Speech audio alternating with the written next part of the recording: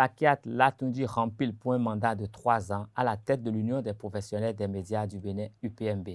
Vendredi 2 septembre 2022, bienvenue sur Free Matin. La rentrée scolaire 2022-2023 et les préparatifs législatifs de janvier 2023 reviennent à la une de la plupart des parutions de ce matin. Au sommet du bulletin matinal qui sera présenté par Nasrin Fatoumbi, la Fédération des associations nationales des acteurs de la médecine traditionnelle du Bénin a remercié le chef de l'État, le président Patrice Talon, pour avoir promu Dr Melchior Athanase Joël Aïssi au poste de directeur général de l'Organisation ouest-africaine de la santé. Le Parti pour l'engagement de la relève, PR, de Nathaniel Coty a rejoint la plus grande formation politique de la mouvance présidentielle Union progressiste, le Renouveau. C'était hier au cours d'un congrès extraordinaire à Cotonou. Au menu de Free Sport avec Anel Dou, nous avons le point des matchs des demi-finales des éliminatoires de la zone UFOA B de la Ligue des champions féminines de football. Les Olympiades de Buntu démarrent le 4 septembre prochain. Et puis pour la définition du jour avec Quentin Amoussou, nous irons à la découverte du sigle BETS. Colombe Oussou viendra clôturer cette émission avec l'horoscope. Dans un instant, la une des journaux.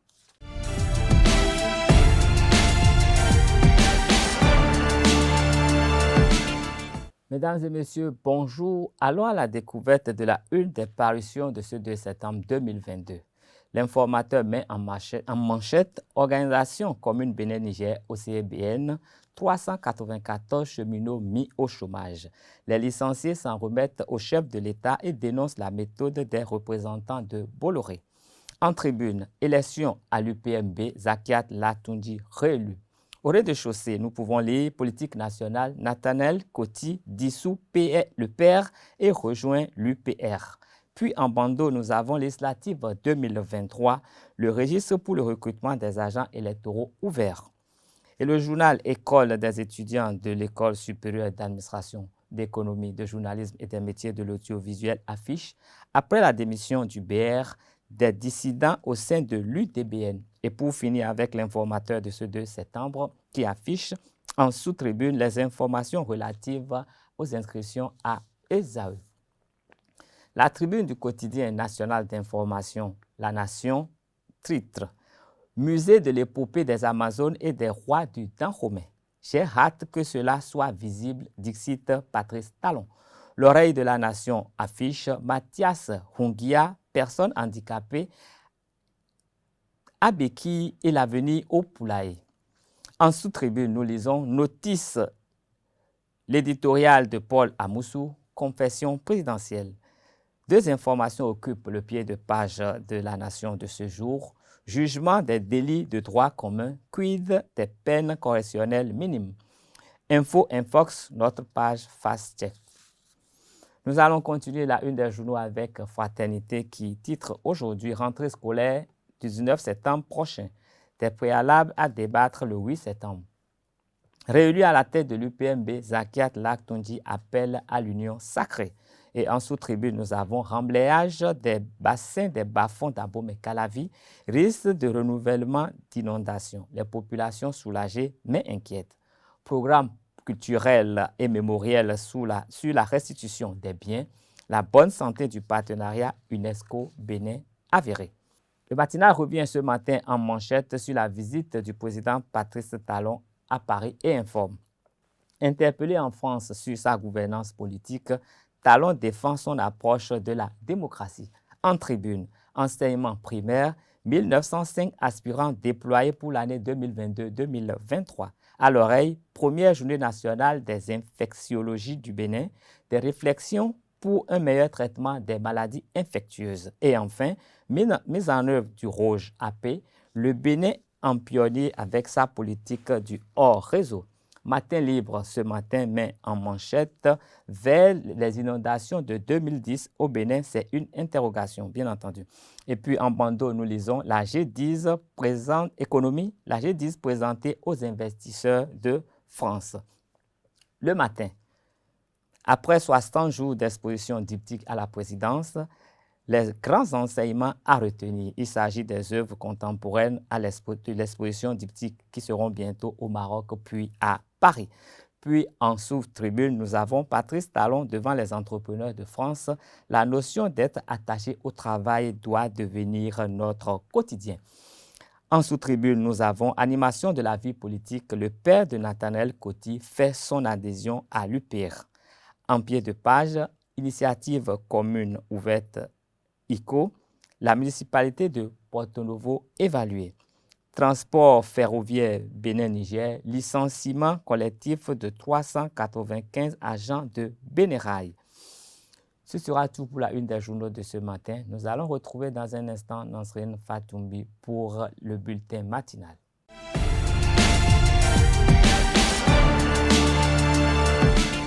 Bonjour à tous, bienvenue dans ce bulletin matinal d'information. L'élection du président de l'Union des professionnels des médias du Bénin UPMB a eu lieu ce jeudi 1er septembre au cours de son assemblée générale élective. Au cours de l'ARG, Madame Zakiat Latondi est réélue. La salle aurait été remplie de badauds pour éviter des troubles à l'ordre public. La police est intervenue selon un membre du camp de la présidente sortante. Le présidium aurait demandé en vain la liste des autres candidats pendant plus d'une heure. Le camp du candidat Josué Merenou informe avoir posé des questions préjudicielles et était dans l'attente d'être satisfait. Il faut rappeler qu'au poste du président de l'UPMB, 3 candidats étaient en lice. Il s'agit de Josué Merenou, Fortuné Sosa et Zakiat Latondi. Nouvelle adhésion pour le parti Union progressiste Le Renouveau, un parti de l'opposition, a rejoint la mouvance présidentielle Nathanaël Coty et les militants du parti pour l'engagement de la relève autrefois opposés au régime du président Talon sont désormais dans la mouvance. Le congrès extraordinaire tenu à Abomey-Calavi a été marqué par la présence du maire de la commune d'Abomey-Calavi, Angelo Awandinou, et du député Ogden Aladatin ce jeudi 1er septembre 2022. À travers une lettre en date du 30 août 2022, les acteurs de la médecine traditionnelle reconnaissent en la personne du docteur Melchior Athanase Joël Haïssi, un défenseur des acteurs de la médecine traditionnelle. C'est dans cette perspective que ces praticiens, réunis au sein de la Fédération nationale des associations nationales des acteurs de la médecine traditionnelle du Bénin, remercient le chef de l'État Patrice Talon d'avoir promu Dr Joël Haïssi au poste du directeur général de l'Organisation ouest-africaine de la santé. La lettre a été signée du président de la FANETRAB, Basile Bagito. Zoom sur le plus long mur graffé du monde situé dans la capitale économique du Bénin. Un mur érigé par des artistes graffeurs dans le cadre de la 8e édition du festival Effet Graphe du 11 avril dernier. Quentin Amoussou nous emporte à la découverte de ce mur érigé sur le long du boulevard de la Marina. Le mur graffé le plus long du monde est désormais situé à Cotonou, sur le boulevard de la Marina.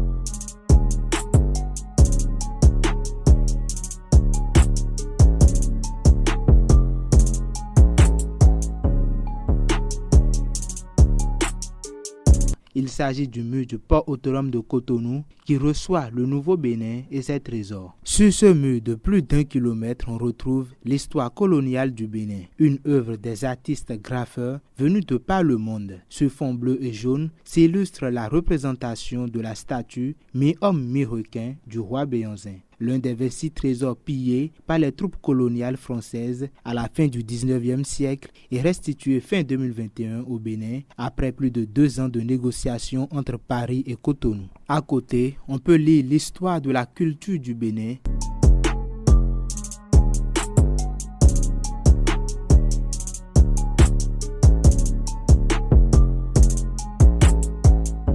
L'objectif est de réaliser la plus grande fresque murale du monde dans le cadre du festival Effet Graphe qui a retenu pour sa 8e édition le thème Le Nouveau Bénin le lundi 11 avril dernier. Plus de 800 mètres de murs ont été colorés depuis le 11 avril et les organisateurs espèrent l'agrandir à 1300 mètres lors de la 9e édition qui doit se tenir début 2021. Le mur accueille chaque jour des visiteurs, des photos et bien d'autres. Presque chaque passant s'arrête pour contempler cette beauté de la capitale économique du Bénin.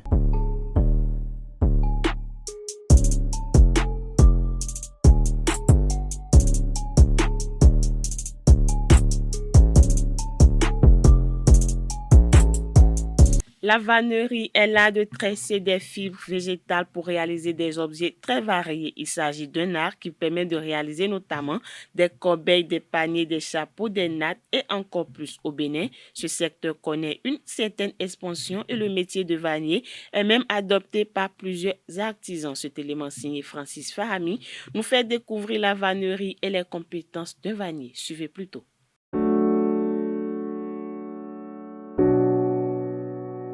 La vannerie désigne l'art de tresser les fibres végétaux pour réaliser des objets très variés.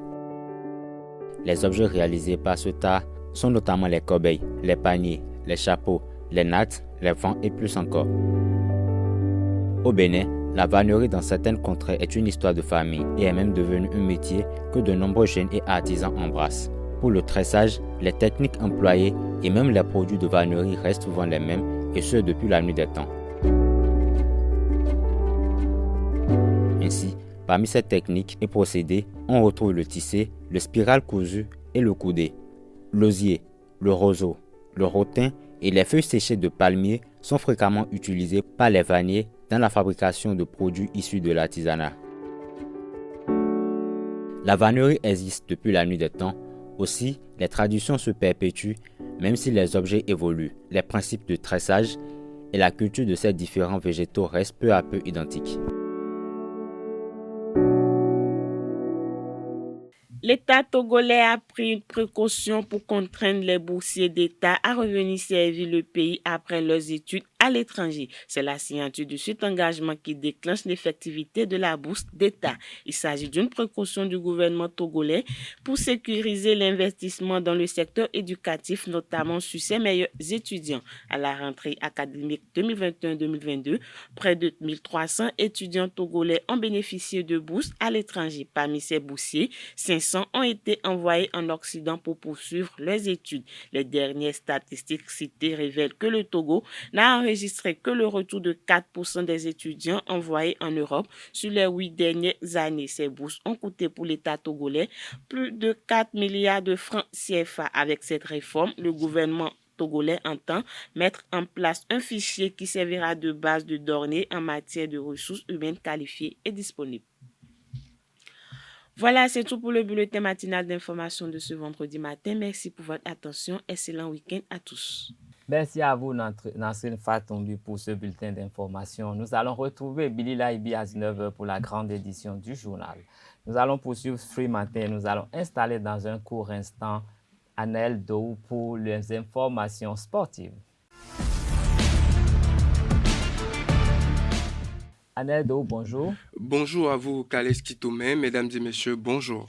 Espoir FC conserve des chances de monter sur le podium. Effectivement, Espoir FC conserve encore des chances de monter sur le podium du tournoi de l'UFOA-B. Mais avant de revenir à ces détails, commençons cette édition par les informations de la finale de la deuxième édition des éliminatoires de la zone UFOA-B de la Ligue africaine des champions féminines va opposer en perme d'Akoa du Ghana à Bayelsa Queen FC le samedi 3 septembre 2022 au stade de Yamoussoukro. En demi-finale, les Nigérianes ont dominé les Béninoises d'Espoir Football Club 6-0. Damien Zinsou Keke, entraîneur adjoint d'Espoir Football Club, a réagi suite à cette lourde défaite en conférence de presse.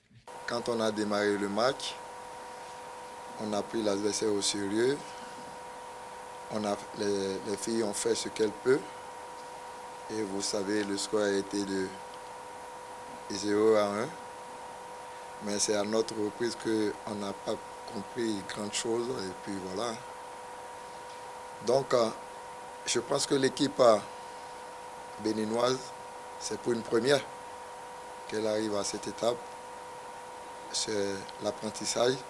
Ce qui est sûr, elles-mêmes, elles ont vu. Elles ont essayé, elles ont vu à l'opposé comment ça se passe. et que moi je les félicite et pour l'avenir. Une équipe, c'est tout un ensemble. Et tout ce que je vais dire, bon, c'est arrivé et puis c'est arrivé, et puis voilà. On a perdu, bon, ça c'est une leçon pour nous aussi. Quand on sera à Cotonou, là on va prendre ça comme une leçon pour pouvoir rebondir si on devait revenir encore.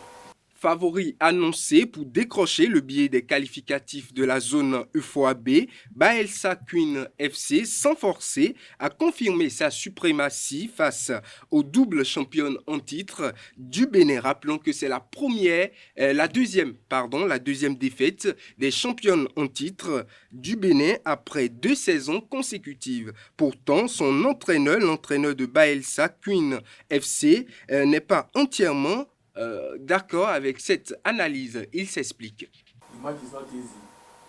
Le match a été dur, même si on a mené 2-0.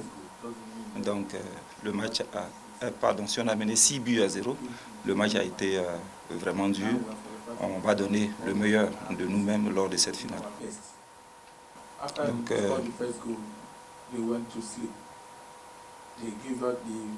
je pense que la première mi-temps, quand elles ont marqué le premier but, elles ont dormi.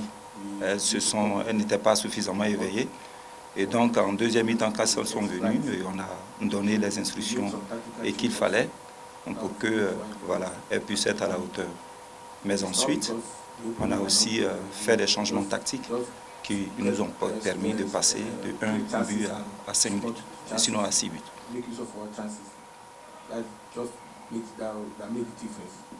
La capitaine du club nigérien a abordé dans le même sens que son entraîneur. Selon elle, c'est le réalisme qui a permis de faire la différence lors de cette demi-finale contre les Béninoises.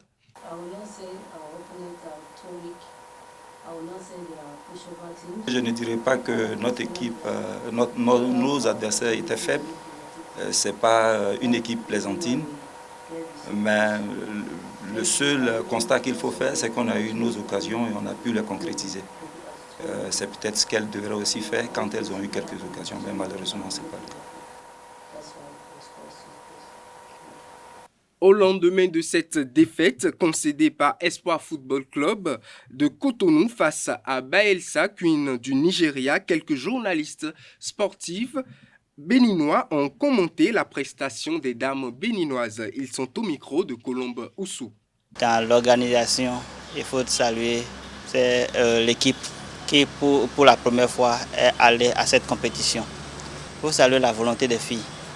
Elles ont donné ce qu'elles ont pu. Sur ce match, quand vous prenez les deux équipes, on savait sur le papier qu'il y avait un gros écart. Les autres ont commencé avant nous, le football féminin. C'est maintenant que le Bénin est en train de donner un souffle à ce football. L'équipe béninoise a montré le vrai visage de notre championnat. L'équipe du Nigeria n'est pas une petite équipe et quand on compare le niveau du championnat féminin nigérien à celui du Bénin, on sait très bien qu'il n'y a pas match. Donc, on savait que devant cette équipe hier, les Béninoises ne pouvaient pas grand-chose. Il fallait aller apprendre, se confronter à des grands pour voir, pour jauger ces filles-là, pour qu'elles-mêmes puissent se dire que il reste encore du travail. Mais les filles béninoises sur le terrain hier, j'ai constaté qu'il y a un manque d'ambition, manque d'engagement, manque de concentration et elles ont tout simplement loupé. C'est vrai qu'elles ont été techniquement en dessous, mais c'est normal, c'est dans l'ordre normal des choses, c'est le niveau actuel du football béninois, en termes de football féminin béninois qu'on a vu. On n'est pas encore à un niveau où on peut rivaliser avec les grands de ce continent. On doit tirer beaucoup de leçons et on doit revenir à la maison, penser à la formation à la base de nos athlètes. Tout est dans le travail. Si on y met du sérieux, si on travaille, il n'y a pas de raison pour que l'équipe n'aille pas de l'avant. Il n'y a pas de raison pour que l'équipe ne progresse pas. Il suffit d'avoir une bonne organisation, de mettre les moyens qu'il faut et de savoir choisir les joueuses pour animer l'équipe pour jouer. L'espoir est permis. Il faut revenir à la maison maintenant, penser à la formation de la base, penser comment regorger les talents, comment faire travailler les meilleurs du moment, qu'est-ce qui leur manque. Et il faut aussi leur apprendre les techniques du jeu. Dans un match pareil, si vous encaissez 2 ou 3 buts, quel est le visage que vous devez démontrer? On a constaté hier que la gardienne, la plupart des ballons passent à côté d'elle. Et ça lui manque quelque chose, ça lui manque quelques stratégies à adopter. Donc, comme elle n'a pas une formation de base, elle n'a pas cette stratégie-là à adopter. Si on met du sérieux, si on met on travaille, et si on a une bonne vision, il n'y a pas de raison pour que ça ne marche pas. Il y a bon espoir, surtout quand on voit au pays la dynamique qui est en train d'être insufflée au football féminin au Bénin. Il faut maintenir le cap, il faut améliorer ce qui n'est pas bien pour aller de l'avant. Dans l'autre demi-finale, Ampem d'Akoa FC s'est qualifié pour la finale au bout du suspense au détriment d'Afrique Sport d'Abidjan. Les Ghanéennes ont battu les Ivoiriennes 6-5 au tir au but après un score de 1 but partout lors du temps réglementaire et des prolongations. Et comme on le disait tantôt au début de cette émission, Espoir Football Club et Afrique Sport d'Abidjan vont se retrouver samedi pour le match de la 3e place. Les Béninoises auront à cœur de terminer la compétition sur une bonne note en prenant leur revanche sur les Nigérianes, de quoi ramener peut-être un trophée au pays. Parlons Buntu pour finir cette édition. Les phases finales de l'édition 2022 des Olympiades de Buntu auront lieu le 4 septembre prochain au centre communautaire EYA de Cotonou. Pour cette édition, les 2 premières meilleures formations, c'est-à-dire Sageste et les Scorpions de la précédente saison, sont d'office qualifiés. À ces 2 s'ajoutent Kappa Girl, Invincible, Éclaireur, Dragon, Amazon, Baobab, Caméléon, Aigle, Tigresse et les Lions. Les 12 équipes en compétition vont compétir pour aller à la succession de Sagesse Club de l'Atlantique. Mesdames et messieurs, c'est tout pour Free Sport de ce matin. Merci à vous, Anel Dorou. Mais nous retenons que Espoir FC du Bénin va croiser les crampons avec Africa Sport d'Abidjan, les Ivoiriennes et les Nigérianes. Effectivement, autant pour moi. Merci à vous. Nous allons installer juste après vous Quentin Amoussou.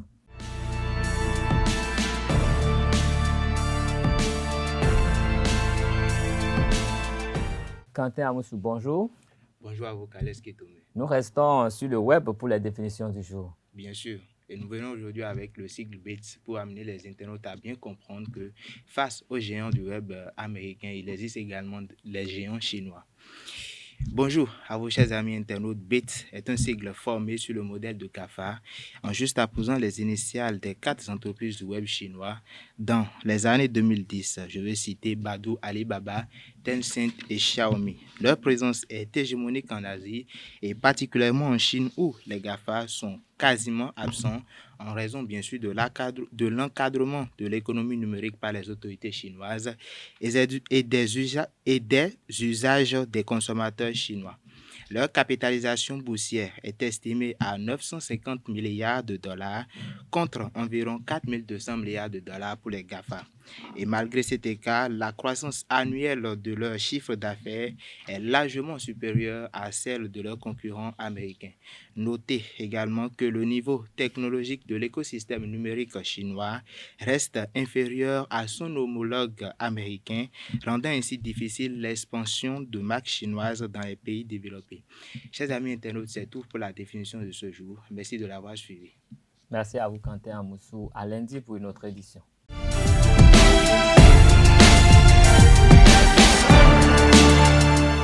À présent, les prévisions astrologiques avec Colombe Oussou. Colombe Oussou, bonjour. Bonjour à vous, Kales Kitomé. Chers amis internautes, bonjour et bienvenue dans votre rubrique Autant pour moi, horoscope du jour. Chers amis, Bélier, niveau santé, ménagez-vous, prenez soin de votre corps En amour, la nostalgie vous empêche d'avancer. Tournez-vous résolument vers l'avenir niveau humeur. Votre routine vous convient bien. Concernant l'argent et le travail, vous trouverez le temps de vous adonner à vos activités préférées tout en assurant vos tâches quotidiennes, à moins que vous ne mêliez travail et passion, ce qui s'avérerait une association très fructueuse. Taureau, du côté de l'amour, vous avez compris que pour qu'une relation fonctionne, il vaut mieux ouvrir les yeux. Vous éviterez d'attribuer à votre partenaire des qualités qu'il n'a pas. Côté argent et travail, vous pourrez obtenir des résultats très intéressants au cours de cette journée. À propos de la santé, bonne résistance niveau humeur, les astres favorisent le réalisme. Gémeaux, concernant l'argent et le travail, vous n'accepterez pas facilement de vous sentir limité dans vos élans créatifs. Niveau amour, tout va bien dans ce domaine. Concernant l'humeur, un peu de frustration du côté de la santé, vitalité en os. Cancer, en amour, vous vous tournerez vers l'avenir avec confiance. Vos projets deviendront plus clairs et vous aurez envie de les partager avec votre moitié. Niveau argent et travail, vous réussirez à convaincre votre patron de la justesse de vos prévisions. Du côté de la santé, vous avez besoin de repos et vous le savez à propos de l'humeur, journée très porteuse. Lion, roi de la savane, côté humeur, journée perturbée ou perturbante. À propos de la santé, vous serez en bonne forme et vous prendrez de bonnes résolutions pour la conserver. Donc, tout va bien. Côté argent et travail, le domaine financier sera troublé et plein de confusion. Toutefois, l'équilibre de votre budget ne sera pas mis véritablement en danger. Concernant l'amour, faites attention, il y a un décalage considérable entre vos espérances et la réalité. Gardez les pieds sur terre.